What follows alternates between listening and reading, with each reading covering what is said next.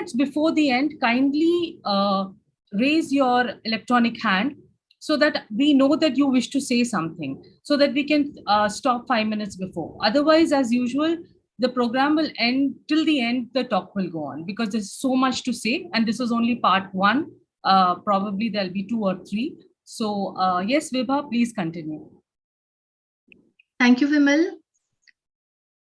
Thank you for this new start of this session, and welcome to all of you. Happy New Year to you.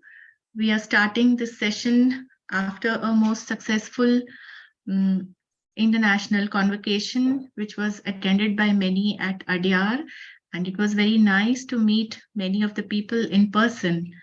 So yes, we will begin with this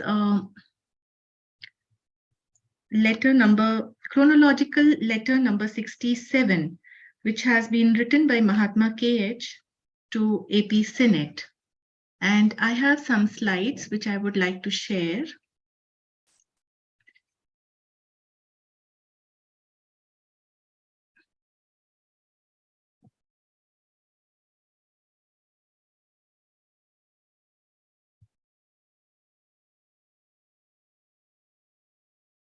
Okay.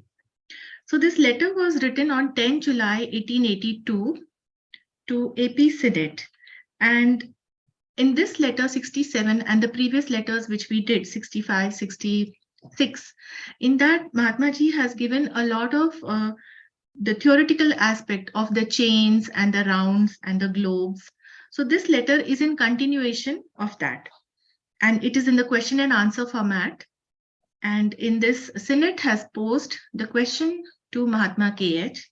He asks that does every mineral form, vegetable, plant, animal, always contain within it that entity which involves the potentiality of development into a planetary spirit? At this present day, in this present earth, is there such an essence or spirit or soul? The name is immaterial in every mineral. So this is what his question is, that does every form, irrespective of what that name is, does every form have that spirit in it, which has the potential to evolve into a planetary spirit, or is it only man? So that was the unsaid part.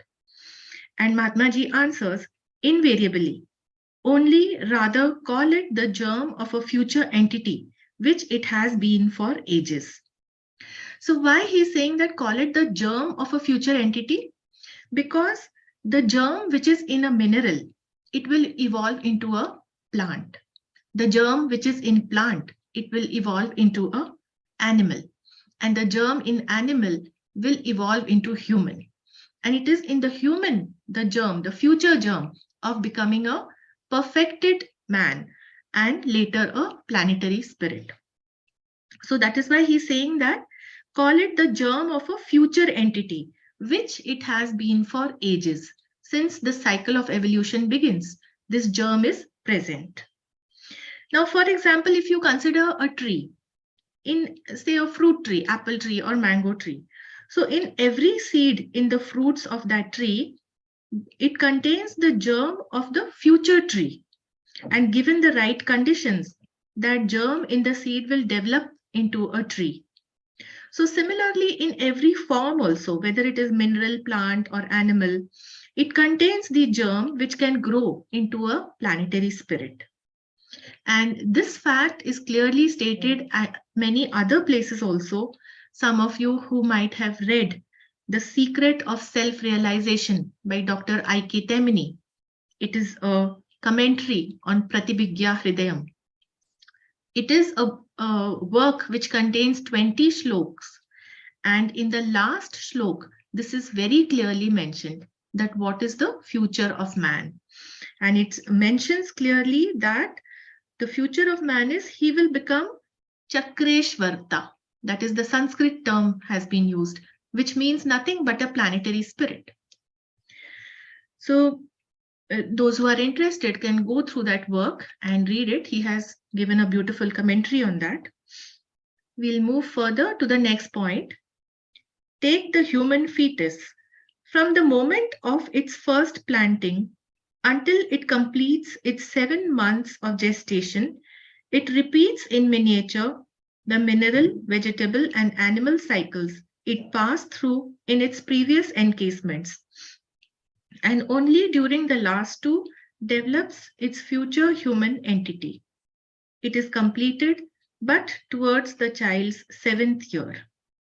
So, this we all know that when the human baby is still in the mother's womb, it grows in form which sequentially represents its passage through the lower kingdoms, the mineral, plant, and animal.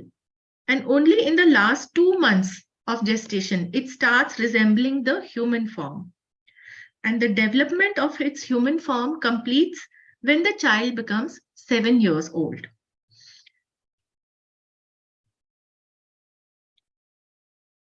Further, Mahatmaji mentions, yet it existed without any increase or decrease, aeons on aeons, before it worked its way onwards.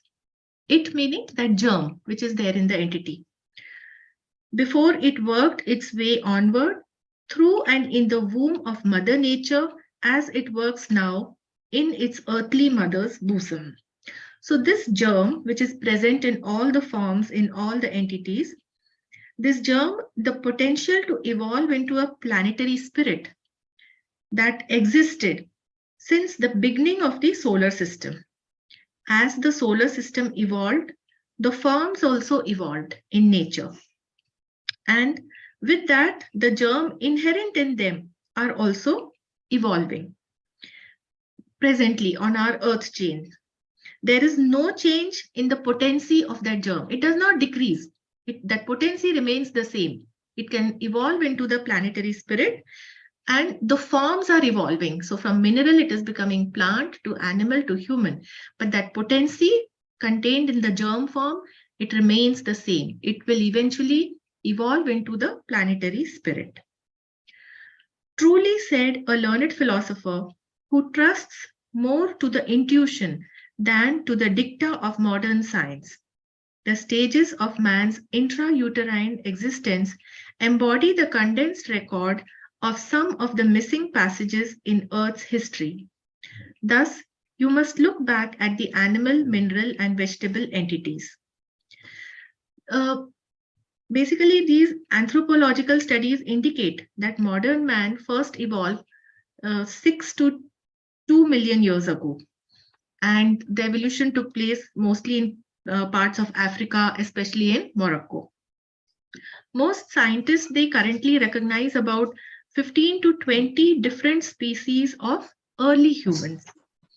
And they speak of a missing link between the primates, the early primates, and the modern man. So this learned philosopher, he had this intuition. He intuitively understood that in the developmental stages of human fetus, that missing link can be found. And the missing pages of Earth's history, they can be correlated to the developmental stages of the fetus, because it appears to pass through all the forms which he has evolved through. You must take each entity at its starting point in the Manvantaric course as the primordial cosmic atom, already differentiated by the first flutter of the Manvantaric life breath. For the potentiality which develops finally in a perfected planetary spirit lurks is in fact that primordial cosmic atom. So Manvantar is one round of the chain. For example, the Earth chain, there are 7 globes, right? And when life wave passes through each globe, through all the 7 globes, that is one round or one Manvantar. Before the beginning of the first round of the Earth chain, every entity existed in the state of pralay of the previous planetary chain. It is said that the previous planetary chain was the moon chain. So it existed in the state of pralay, and they existed as cosmic elements.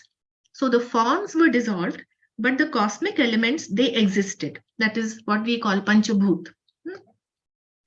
And that is the differentiated form of the primordial cosmic atom. It is also mentioned in Bhagavad Gita that this Panchabhut, it has its origin in the Adibhut. So this potential to evolve into a planetary spirit, it is inherent in Adibhut, or what is the primordial cosmic atom. It remains inherent in the Panchabhut, that is the cosmic elements also. Now, when the first Manvantar of the earth chain began, all the entities were formed out of that already differentiated matter, the already differentiated Pancha Mahabhut. That is Akash, Vayu, Agni, Jal, and Prithvi. And therefore, that potential to evolve into the planetary spirit is inherent in these forms, in every form also, because it is the same cosmic elements through which their form is constituted.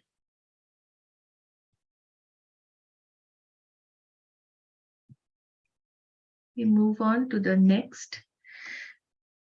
Drawn by its chemical affinity to coalesce with other like atoms, the aggregate sum of such united atoms will in time become a man-bearing globe after the stages of the cloud, the spiral and sphere of fire mist, and of the condensation, consolidation, shrinkage, and cooling of the planet have been successively passed through.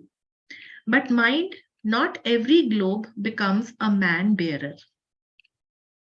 So further explanation what Mahatma ji has mentioned, see, in the state of Pralay, all the forms are disintegrated, but the matter constituting the form remains in differentiated stage. It is in a nebulous stage. Now, when the time for the next Manvantar arises, this matter, it is drawn together by virtue of its chemical attraction. And it forms that nebulous matter, it forms an aggregation like a cloud. And then it has a spiral motion.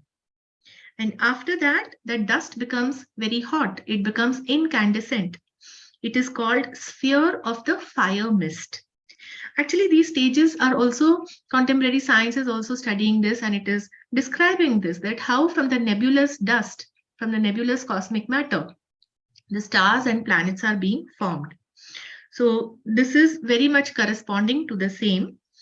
The cloud and the spiral motion, and then the sphere of fire mist is formed. Now, generally by mist, what we mean in our normal English language, mist means tiny droplets of water which are suspended in the atmosphere. Sometimes we see there is a lot of fog, so we call that mist. Now here that same word is used for fire. It is the fire mist. So instead of water, it is the dust which has become incandescent. It is mist of fire. And this fire mist, it condenses, the sphere cools, it shrinks, and a planet is formed. But it is not necessary that every planet evolves mankind. Man does not evolve on every sphere. Mind you, it is also not stated that man evolves only on Earth. So there may be other spheres also where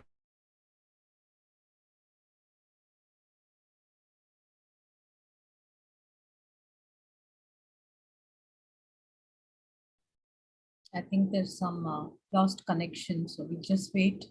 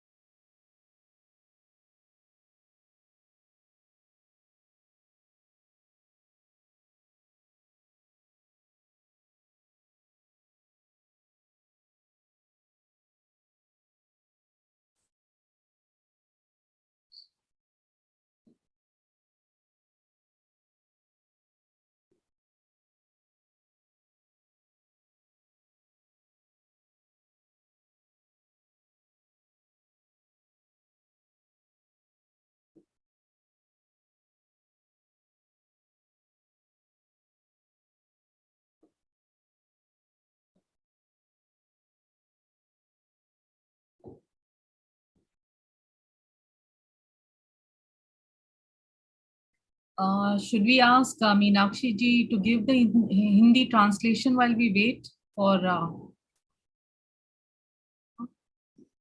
Vibha's back? Okay.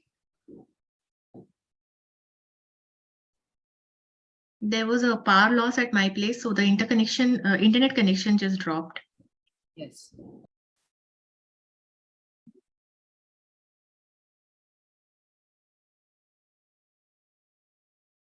Yeah, so we were on slide number 4.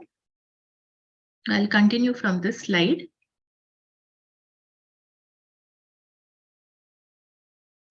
So we were seeing how that due to the chemical affinity,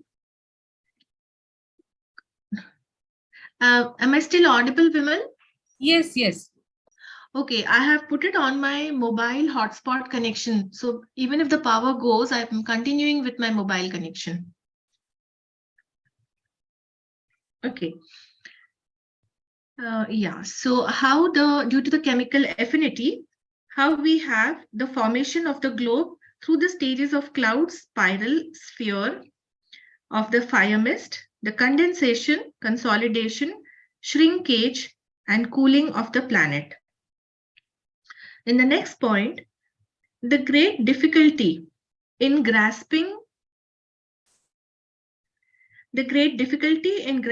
the idea in the above process lies in the liability to form more or less incomplete mental conceptions of the working of the one element, of its inevitable presence in every imponderable atom, and its subsequent ceaseless and almost illimitable multiplication of new centers of activity without affecting in the least its own original quantity. Just a moment, please excuse me.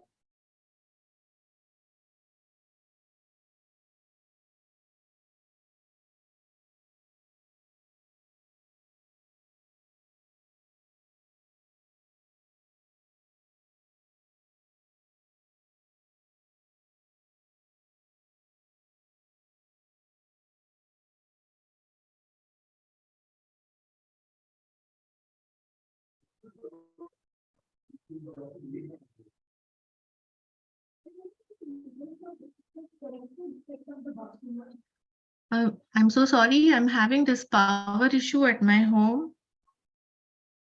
But as long as my laptop is continuing with the battery, I will take the session.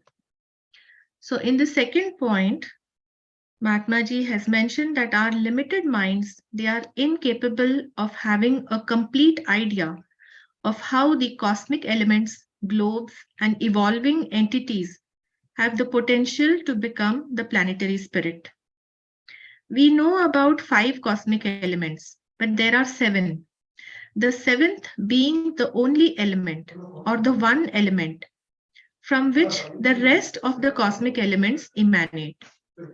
The one element is the innermost essence of all the cosmic elements that emanate and form innumerable combinations.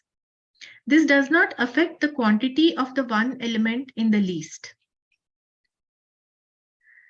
Let us take such an aggregation of atoms destined to form our globe and then follow, throwing a cursory look at the whole, the special work of such atoms. So this idea being explained here, it is the formation of our globe, just as all other globes are formed from the one element. And what Mahatma-ji mentions, we will call the primordial atom A. This being not a circumscribed center of activity, but one initial point of a Manvantrik whirl of evolution. So this is not a circle having a center, but just a point, which is the start of the Manvantrik evolution. It can be thought of as a center of consciousness. And it gives birth to new centers, which we may term B, C, D, etc. incomputably. Each of these capital points gives birth to minor centers, A, B, C, etc. And later, in the course of evolution and involution, in their development into capital A's, B's, C's, etc. And so form the roots or are the developing causes of new genera, species, classes, etc. ad infinitum. So here very mathematically Mahatma ji has explained that the capital A, B, C's, they are the planetaries, and the small A, B, C's, they are the entities evolving on the planetary chain.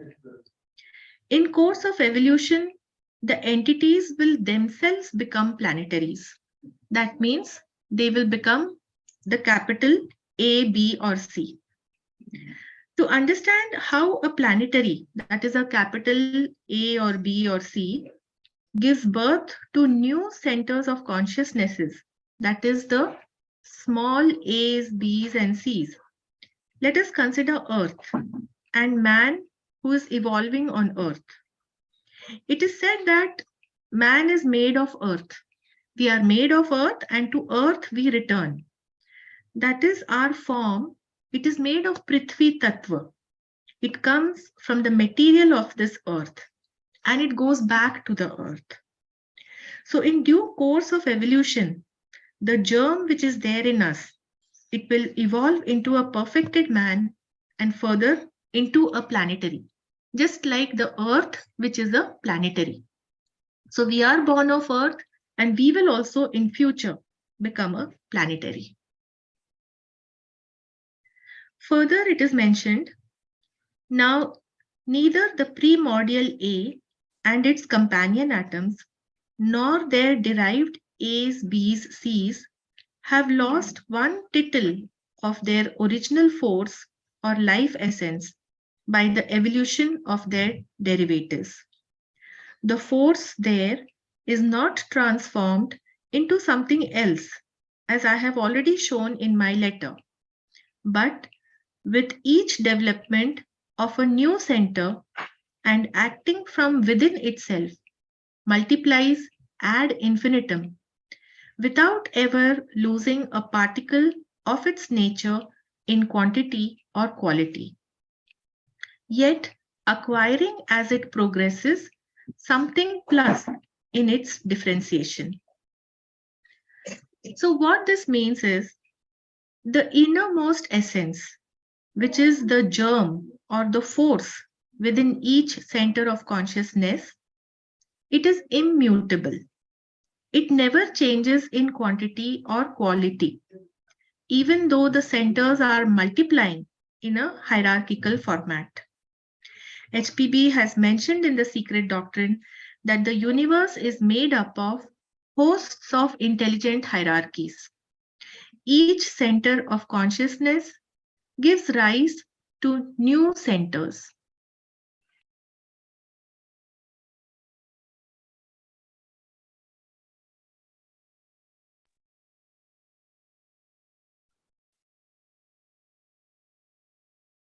And the differentiated new centers, they gain additional characteristics while retaining the original and inherent characteristics.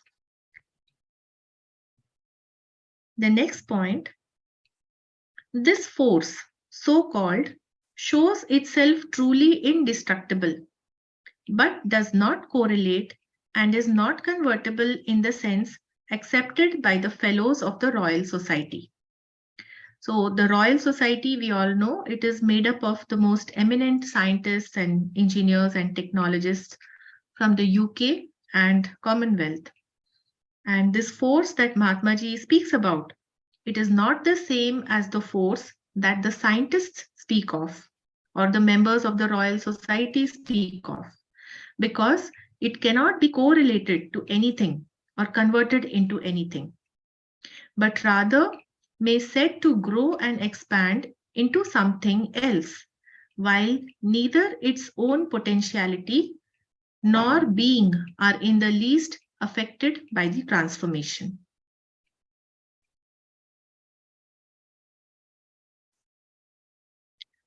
Nor can it well be called force, since the latter is but the attribute of yin sin, Yinsin, or the one form of existence, also called Adi Buddhi or Dharmkai, the mystic, universally diffused essence, when manifesting in the phenomenal world of senses, namely only your old acquaintance Fohat.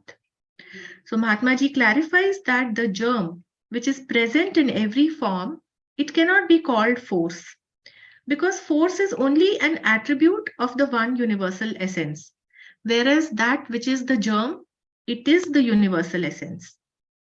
Sinnett's original question was that does every form, mineral, plant, animal, have the potentiality to develop into a planetary spirit? And to this, Mahatma Ji had mentioned that every form contains the germ of a future entity. So this germ is not merely a force. Force, it manifests as fohat, and that is only an attribute of the one universal essence. This one universal essence is also called Yinsin, Adibuddhi, or Dharmkai. In the next point, Mahatma Ji mentions, see in this connection Subba Rao's article, Aryan Arhatic Esoteric Doctrines on the Sevenfold Principles in Man.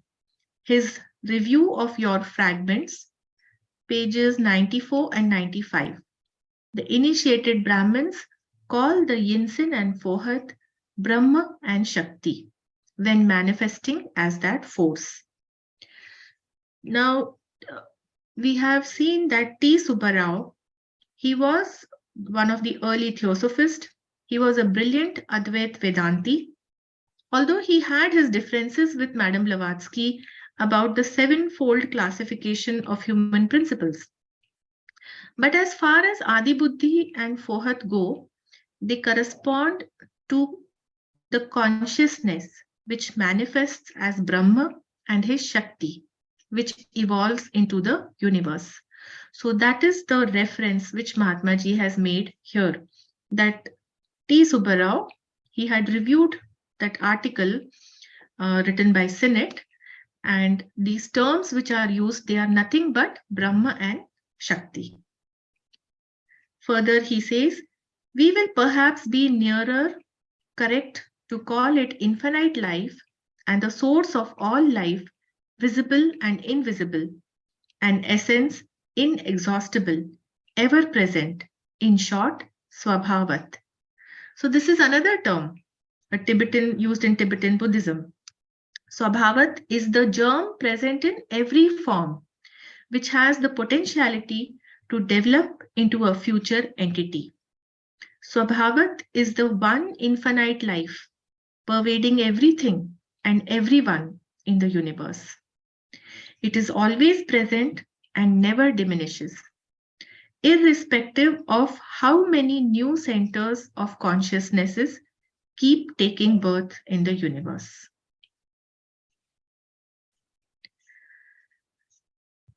Further, Swabhavat in its universal application, Fohat when manifesting throughout our phenomenal world, or rather the visible universe, hence in its limitations. So what this means, that at the universal level, whether visible or invisible, but at the universal level, it is called Swabhavat, or the one life. And at the phenomenal level, that means in our visible universe, it is termed as Fohat. It is pravritti when active, nivritti when passive, which means when Fohat is active, the universe is evolving. This is pravritti mark, going outward. When Fohat is passive, the universe dissolves and is reabsorbed into its original source. This is the path of return, called nivritti mark. So further, Mahatma Ji has mentioned that call it the Shakti of Parbrahma if you like, and say with the Advaitis, Subba Rao is one, that Parbrahma plus Maya becomes Ishwar, the creative principle, a power commonly called God, which disappears and dies with the rest when Pralay comes. See, all this reference is made to the Hindu scriptures, especially Vedanta. These are the terms used to denote the same ideas. Fohat may correspond to Shakti or Maya of Parbrahma. And it is through this Shakti that the universe evolves. The creative principle is called Ishwar. We call it as Bhagwan or Ishwar. And Ishwar is not affected by Maya, but Maya, it is his power to evolve the universe. Ishwar comes into being when the universe manifests. Therefore, Ishwar is also reabsorbed in the state of Lay when the universe goes into Pralay. Because what is born must also die. That is the universal law. So, if Ishwar comes into being when universe manifests, then Ishwar should also go into Pralay when the universe goes into Pralay. So, all these principles of Advait Vedant, Mahatma Ji has mentioned here. Adi Shankaracharya revived Hinduism through Advait Vedant, these concepts, these terms which are used here. And it is also mentioned in the Theosophic literature that there is no essential difference between Advait Vedant and the Arhatic esoteric doctrine. There is only difference in terminology. So once we grasp the essential concepts, then these words are redundant. So whether you understand by what is given in Tibetan Buddhism or whether you understand by what is given in Advait Vedant, it doesn't matter. The important thing is only to grasp the idea behind it, the concept behind it, that how the universe is formed, what is the consciousness, Ishwar or Brahma, and what is that power which evolves the universe, which is the Shakti or Swabhavat or Fohat. So going to the next point, or you may hold with the northern Buddhist philosophers and call it Adi Buddhi. So this is another term, the northern Buddhist. What they call it? They call it Adi Buddhi, the all-pervading supreme and absolute intelligence with its periodically manifesting divinity Avalokiteshwar, a manvantrik intelligent nature crowned with humanity, the mystic name given by us to the hosts of the Dhyan Chohans. This point continues to the next slide. Note below the solar Dhyan Chohans or the hosts of only our solar system taken collectively. Which host represents the mother source, the aggregate amount of all the intelligences that were, are, or ever will be, whether on our string of man-bearing planets or on any part or portion of our solar system. And this will bring you by analogy to see that in its turn, Adi Buddhi, as its very name translated literally implies, is the aggregate intelligence of the universal intelligences, including that of the Dhyan Chohans, even of the highest order. So in the previous slide, just as we explained the terms which were used in Advait Vedant, here the terms which are used in northern Buddhist philosophy, they are given, but the concept is the same. They have used the term Adi Buddhi and Avalokiteshwar. So here Adi Buddhi, it means universal, supreme, absolute intelligence. And Avalokiteshwar is the sum total of all our solar manvantrik intelligences. So you can see the difference when you say universal absolute intelligence. So that pertains to the cosmic level, the universal level. That intelligence is termed as Adi Buddhi. And within the universe, when you refer to our solar system, so some of the intelligences in solar system, that is called Avalokiteshwar. Avalokiteshwar is the divinity which manifests at the start of every solar manvantar. And it is said that 4 Buddhas have already been. We are in the 4th round now. So that means in the previous 3 rounds, at the starting of the previous 3 rounds, those 3 Buddhas, they have already been. Adi Buddhi is the universal, that is the sum total of all intelligences. Okay, so we covered this. Now we go to the third point. That is all I dare now to tell you on this special subject, as I fear I have already transcended the limit. Therefore, whenever I speak of humanity without specifying it, you must understand that I mean not humanity of our 4th round as we see it on this speck of mud in space, but the whole host already evoluted. What does it mean that the whole host of humanity already evoluted? This, when Mahatma Ji speaks of the whole host of humanity which has already evoluted, it will include the humanity of the previous Manvantars who have now evolved. They are already evolved into perfected men, they have evolved into Dhyan Chauhans, and they have evolved into planetary spirits. That is what is the future of human beings. For example, when we speak of the great rishis of the past Manvantar, or perhaps of the past Kalpa, they have evolved to become great planetary spirits, what we call the Saptarishi. So what is the Saptarishi? We identify them with the star constellation, that constellation which includes the 7 stars, and each star is one of the Saptarishi. What is that star? That star is a planetary of such a high and lofty level that we have no conception what is the consciousness or the intelligence that is informing that star. That conscience is of the Saptarishi. So this is what Mahatma Ji means when he says the whole host of humanity already evoluted.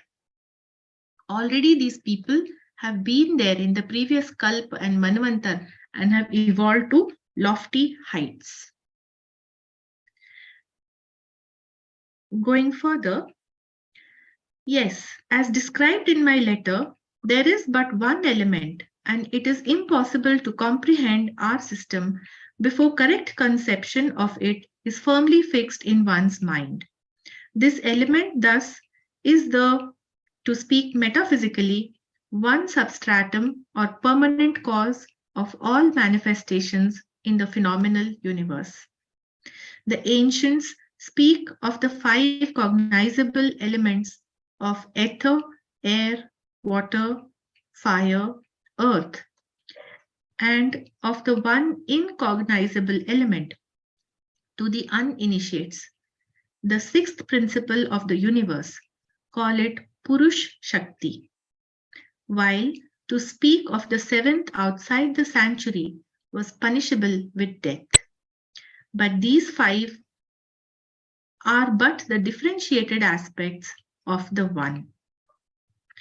So Theosophy recognizes 7 elements, although at present we know only about 5. That is Akash, Vayu, Agni, Jal and Prithvi. The 6th element, it is incognizable to ordinary man. And this 6th universal principle, it is called Purush Shakti. See, it is not Purush and Shakti. It is Purush Shakti. Can you think about this? Can you contemplate when we speak of Shiv Shakti or when we say Ardhanarishwar, that is the male and the female principle together, Shiv Shakti, or in many, it is depicted in many of the photos that half body is Shiva and half body is Shakti or Parvati. That is what is meant when it is said Purush Shakti. That is the 6th universal principle. Knowledge about the 7th was not permitted to be given to ordinary man. So prior to this Shiv Shakti, what was that element? That knowledge was so sacred, it was held only with the highest adepts. It was not even spoken outside this formation of these, the school of these adepts. They were not permitted to give that knowledge to ordinary man. I think we have time for one more slide and then we can stop, and then we'll go to then rest we will cover in the next session. So further, Mahatma ji mentioned, as man is a sevenfold being, so is the universe. The septenary microcosm being to the septenary macrocosm, but as the drop of rainwater is to the cloud, from whence it dropped, and whither, in the course of time, it will return. This we all understand. It is yatha pinde tatha brahmande. Man is like a scaled down universe. In fact, man is such, the constitution of man is such, it is a universe. It contains the universe. So man is microcosm and the universe is macrocosm. In that one are embraced or included so many tendencies for the evolution of air, water, fire, etc. From the purely abstract down to their concrete condition. And when those latter are called elements, it is to indicate their productive potentialities for numberless form changes or evolution of being. So the statement in that one is nothing but the one element. So in that one element, in that one element are included all the tendencies and potencies to evolve all the other elements of all grades, right from purely abstract. Abstract meaning that which is only an idea. So the element has not even evolved or formed. It is merely an abstract idea. Right from that purely abstract up to its actual material manifestation. So all this potential is included in that one element. The manifested elements have the potential to evolve beings, the beings of air, there are beings of fire, the beings of water, and the beings of earth. We know that they are called the elementals. So we'll see a little more in detail about the elementals in the further sessions. So with this, I will conclude this session and I will request Meenakshi ji to give us the translation in Hindi. नमस्ते, thank you sister. आज हम letter number 67 ले रहे हैं, जो कि प्रश्न और उत्तर के फॉर्म में है, और मास्टर के एच इसमें उत्तर देते हैं। पहला प्रश्न है, क्या हर खनिज, वनस्पति, पौधे और पशु रूप में नित्य ही वह सत्व विद्यमान है जिसमें एक प्लैनेटरी स्पिरिट में विकसित होने की संभावना होती है? वर्तमान समय में क्या इस वर्तमान पृथ्वी में ऐसा सत्व या आत्मन या जीव है जो खनिज आदि हर एक में वह नाम लागू होता है? इस पर मास्टर उत्तर देते हैं, यह सदा से ही है, बल्कि इसे भावी जीवन सत्व का बीज रूप कहे, जो कि युगों से है। मानवी भ्रूण को ही लीजिए।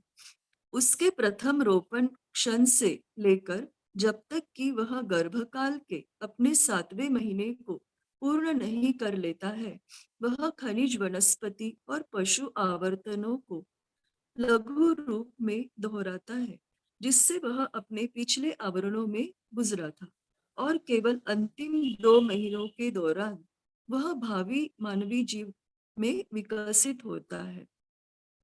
यह विकास बच्चे के 7वें वर्ष में पूरा होता है।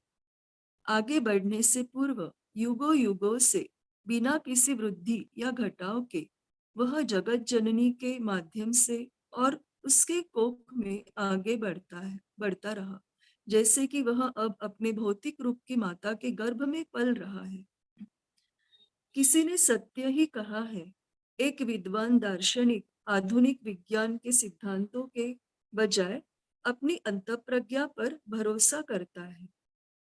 गर्भाशय के भीतर के मनुष्य के अस्तित्व की स्थितियों में पृथ्वी के इतिहास के कुछ खोए हुए पन्नों का संक्षिप्त रिकॉर्ड शामिल है। इस प्रकार आपको पशु, वनस्पति और खनिज इकाइयों को देखना चाहिए, उस पर गौर करना चाहिए। आप प्रत्येक एंटिटी को मनवंतरिक दौर में उसके शुरुआती बिंदु में आद्य परमाणु के रूप में ले, जो मानवांतरिक जीवन श्वास के प्रथम स्पंदन से पहले से ही विभेदित है, अंततः जिसमें एक प्लैनेटरी स्पिरिट बनने की संभावना है। वास्तव में वह आद्य परमाणु है। रासायनिक मेल द्वारा आकर्षित किए गए अन्य सम परमाणुओं के साथ संगठित किए गए ऐसे समस्त परमाणुओं से मिलकर कालांतर में एक मानवधारी ग्लोब बनेगा। बादल, आग और धुएं के आवर्तन की स्थितियों के बाद और ग्रह का बाष्पीकरण, घनीभवन, आकुंचन और ठंडा होना, यह क्रमिक रूप से होने पर कालोपरांत मानवधारी ग्लोब बनेगा। लेकिन यह ध्यान रहे, हर ग्लोब मनुष्यधारी नहीं बनता। उपरोक्त प्रक्रिया की अवधारणा को समझने में आ रही कठिनाई वन एलिमेंट यानी परम तत्व की कार्य प्रणाली की अधूरी मनोधारणा से है। प्रत्येक अगम्य परमाणु में इसकी अपरिहार्य उपस्थिति है और इसके उपरांत निरंतर और लगभग अपरिमितता से अपने मूल मात्रा को जरा भी प्रभावित किए बिना गतिविधि के नए केंद्रों की वृद्धि को न समझने से है। आइए हम परमाणुओं के इस तरह के एक समूह को लेते हैं जो अपना ग्लोब बनेगा और फिर इस तरह के परमाणुओं के विशेष कार्य पर एक नजर फेरते हैं। हम आद्य परमाणु को ए कहेंगे। यह गतिविधि का एक सीमाबद्ध केंद्र नहीं है, बल्कि विकास के एक मनवंतरीय चक्र का प्रारंभिक बिंदु है जो नए केंद्र को जन्म देता है, जिन्हें हम बी सी डी यानी कैपिटल बी सी डी आदि कह सकते हैं। इनमें से प्रत्येक कैपिटल पॉइंट्स लघु केंद्रों को ए बी सी आदि को जन्म देते हैं और इवोल्यूशन और इन्वोल्यूशन के दौरान समय के साथ यह एज, बीज, सीज में विस्तारित होते हैं और इस तरह वे नए अगणित जेनेरा, स्पीशीज, क्लासेस के मूल है या विकासशील कारण है। न तो प्रारंभिक परमाणु और उसके साथी परमाणु और न ही उनसे व्युत्पन्न एज, बीज, सीज ने अपने व्युत्पत्तियों के विकास के कारण अपनी मूल शक्ति या जीवन सत्वसार को अंश मात्र ही खोया है। वहां की शक्ति किसी और चीज में परिवर्तित नहीं हो सकती है, जैसा कि मैंने पहले भी अपने पत्र में दर्शाया है, बल्कि अपने भीतर से गतिविधि के प्रत्येक नए केंद्रों के विकास के मात्रा या गुणवत्ता में अपने स्वरूप को अंश मात्र भी बिना असीम वृद्धि करती है। अंश मात्र भी खोए बिना अपने स्वरूप को अंश मात्र भी खोए बिना असीम वृद्धि करती है। फिर भी जैसे जैसे यह प्रगतिशील होते जाता है, उसके विस्तार में कुछ और अर्जित करते जाता है। यह तथाकथित फोर्स वास्तव में अविनाशी साबित होता है, लेकिन आरएस के फेलोज द्वारा स्वीकारित मान्यता से यह संबंधित नहीं है और परिवर्तनीय नहीं है, बल्कि यह कहा जा सकता है कि यह कुछ और में बढ़ता और विस्तार करता है, जबकि न तो इसकी अपनी क्षमताओं में न ही रूपांतरण से यह जरा भी प्रभावित होता है। न ही इसे फोर्स कहा जा सकता है, क्योंकि यह मात्र इन सिन के गुण विशेष है। जब वे इंद्रिय ग्राह्य सांसारिक जगत में प्रकट होते हैं, जिसे आप फोहत कहते हैं, मास्टर इन सिन या वन फॉर्म ऑफ एग्जिस्टेंस तथा सर्वत्र रूप से विस्तारित सारतत्व को आदि बुद्धि या धर्म काया भी कहते हैं। सुब्बाराव इन्हें यानी इंसिन और फोहत को उस शक्ति के रूप में प्रकट होने पर ब्राह्मण और शक्ति कहते हैं। हम शायद सही होंगे जब हम इसे असीम जीवन और सभी दृश्य अदृश्य जीवन का स्रोत अक्षय अपार सार तत्व कहेंगे। संक्षेप में स्वभावत। सार्वभौमिक तौर पर यह स्वभावत है और फोहत जब यह हमारे संपूर्ण सांसारिक जगत में या दृश्यमान जगत में अपनी सीमितता में प्रकट होता है। सक्रिय होने पर या क्रियमान होने पर यह प्रवृत्ति है, अक्रिय या अकर्म होने पर यह निवृत्ति है। आप चाहे तो इसे परब्रह्म की शक्ति कहे और अद्वैतियों के जैसा कहे कि परब्रह्म और माया मिलकर सृजनात्मक तत्व ईश्वर बन जाता है। वह शक्ति जिसे आमतौर पर भगवान ईश्वर बन जाता है, भगवान ईश्वर कहा जाता है। प्रलय आने पर बाकी सभी के साथ जिसका अंत होता है और विलुप्त होता है, या आप उत्तर के बौद्ध दार्शनिकों की तरह इसे आदि बुद्धि कह सकते हैं, जो समय समय पर प्रकट होने वाली दिव्यता सहित सर्वव्यापी सर्वोच्च और परम बुद्धि अवलोकितेश्वर है। हमारे द्वारा सामूहिक रूप से ध्यान चौहानों को दिया गया यह रहस्यमयी नाम है, जो मूल स्रोत को दर्शाता है, जो चाहे हमारे मानवधारी ग्रहों की श्रृंखला पर या हमारे सौर मंडल के किसी भी भाग या हिस्से पर उन सभी बुद्धिमत्ताओं को कुल मिलाकर थी, है या कभी रहेगी। इस अनुरूपता से यह आपको दर्शाएगा कि आदि बुद्धि उच्चतम श्रेष्ठतम ध्यान चौहानों सहित सार्वभौमिक बुद्धिमत्ता की समग्र बुद्धि है। इस असाधारण विषय पर अब मैं आपको बस इतना ही बताने का साहस करता हूँ, क्योंकि मुझे डर है मैंने पहले ही सीमा पार कर दी है, ऐसे मास्टर कहते हैं। आगे वे कहते हैं कि इसीलिए जब भी मैं उसको उल्लेखित किए बिना मानवता की बात करता हूँ, तब आपको यह समझना चाहिए कि मेरा मतलब हमारे 4th राउंड की मानवता से नहीं है, जैसा कि हम इसे अंतरिक्ष में मिट्टी के इस कण जैसा देखते हैं, इसे मिट्टी के एक कण जैसा देखते हैं, बल्कि पहले से ही विकसित संपूर्ण मानवता से है। जैसे कि मेरे पत्र में वर्णित है, हाँ, केवल परम तत्व ही है, और जब तक इसकी सही अवधारणा किसी के दिमाग में अच्छे से बैठ नहीं जाती, तब तक हमारी प्रणाली को समझना संभव नहीं है। तात्विक रूप से देखे, तात्विक रूप से कहे, तब यह तत्व दृश्यमान जगत में सभी प्रकटीकरण की एक नींव है या स्थायी कारण है। हमारे पूर्वजों ने आकाश, वायु, जल, अग्नि, पृथ्वी के 5 बोधगम्य तत्वों की बात की है, और अदीक्षितों के लिए एक अगम्य तत्व है जो ब्रह्मांड का 6ठा तत्व है।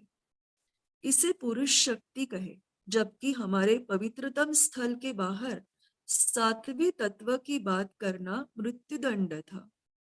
लेकिन ये 5 तत्व परम तत्व के भिन्न पहलू हैं। जैसे मनुष्य एक सप्त संख्यक जीव है, वैसे ही यह ब्रह्मांड भी है। जैसे बादल बारिश के पानी की बूंद के लिए होता है, जहां से वह टपकती है और कालांतर में वह जहां लौट जाएगी, वैसे ही सप्तक मनुष्य के लिए सप्तक ब्रह्मांड है। उस एक परम तत्व में वायु, जल, अग्नि आदि के अमूर्त रूप से लेकर मूर्त रूप तक विकास के लिए अनेकों क्षमता सम्मिलित है, और जब उन्हें एलिमेंट्स तत्व संबोधित किया जाता है, तब यह उनके अगणित परिवर्तनशील रूपों या विकास के उत्पादक क्षमताओं को इंगित करता है। Thank you. नमस्ते। Thank you Meenakshi ji. Thank you so much, everybody. Does anybody have anything to add? And just want to say one thing here, that basically Fohat can be understood as the connection between Purusha and Prakriti. And the other thing that I'd like to say is that beautifully explained by Vibha, the difference between Adi Buddha and Avalokiteshvara, very clear. And one part which I sort of disagreed with when she says that the host of humanity referred to is the host of all the humanity of Manvantras. Of course, it could be that, but it could also be that wherever humanity means the principle of manas, mind evolving. So in whatever kind of physical form mind is evolving in any planet system anywhere in this universe, that entire host he refers to when he is talking about how this evolves. And one small thing that I'd like to bring, which is not small, which is the main thing, is that, like, if you see science says that evolution starts from the unicellular bacterial form, which then becomes, little by little, from the amoeba becomes bigger. But what does the esoteric philosophy say? Esoteric philosophy says that evolution starts from the highest becomes steps down. So the highest intelligence is already there, for which we are all like tiny specks of that intelligence.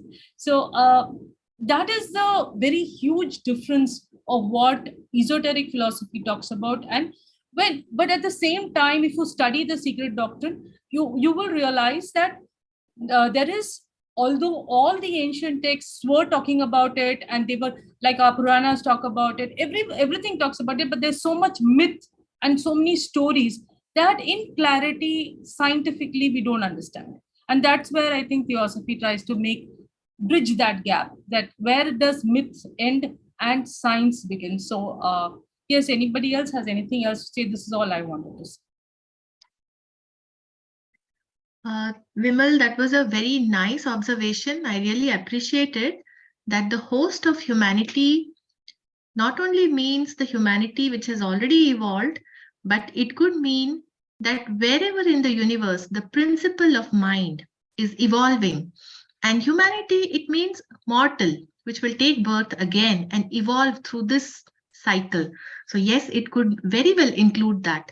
And that is why it is necessary that each one of us should read these letters and understand it by our own contemplation and not take anybody else for their word. HPP also said the same thing. So thank you so much for that. And yes, if there are any questions or anyone would like to discuss any other point, we will take it now.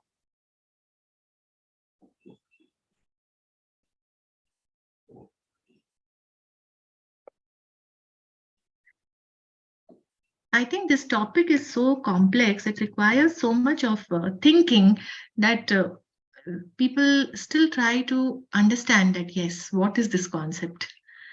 So this is a very long letter, and I am hoping to complete it in 4 sessions sooner. If there is not much discussion, then maybe it will get completed sooner. So with that, we come to an end of this session. I don't think there are any questions. Can we request Mitalin, if she's there, I think, to say the closing prayer, so we end in a divine feeling. Sure. Namaste to all. Namaste. Namaste.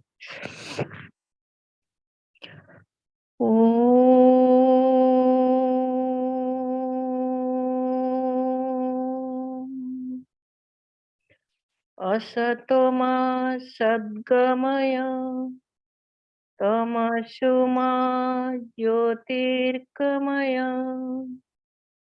मृत्युर्मां अमृतंगमय सर्वे भवन्तु सुखिनः सर्वे सन्तु निरामया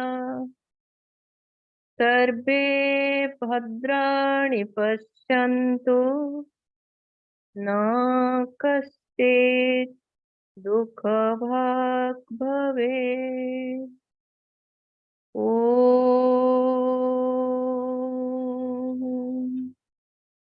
शान्ति शान्ति शान्ति।